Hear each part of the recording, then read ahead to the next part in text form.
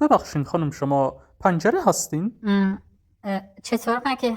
آخه هر وقت گرمم میشه دلم میخواد بازتون کنم. دلم خواهد که زنم بوسه ای بر گردن تو، چه بهتر از آن که شود روزی من کردن تو. اگه گفتین اون کدوم سوراخه که آدم خجالت میکشه بقیه ببینن؟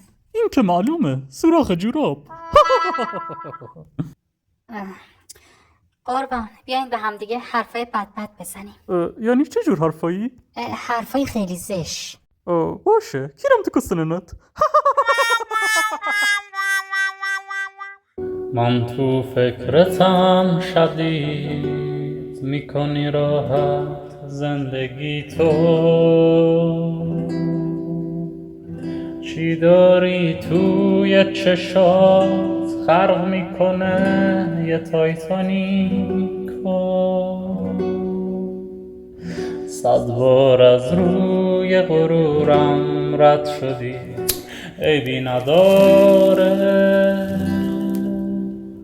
من حتی حاضرم باسم از تو عزرایی خبر بیاره.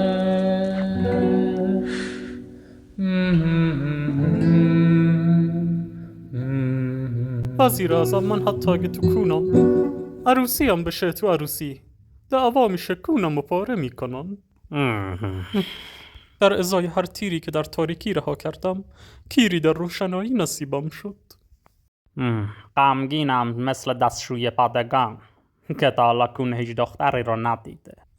دیشب که نمیدانستم برای کدام یک از دردهایم گریه کنم جق زدم. قربان شما انقدر جق زدین مغزتون گیده شده. من یه پیرزال 100 تومانی سراغ دارم، 100 تومن جور کنید تا همون پیرزالک رو براتون اوکهش کنم.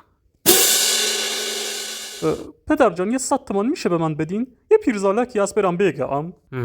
تسو جان بگو شنبلیله. شنبلیله؟ خایهات کوچیکه اندازه تیله. پدر جان چرا انقدر شما با من بد هستین؟ مگه من از سر نر شما نیفتادم؟ باهات بدم چون روزی که به دنیا آمدی کلت اندازه کله خری بود. از وقتی تو به دنیا آمدی من یک کاسه تنگ نکردم.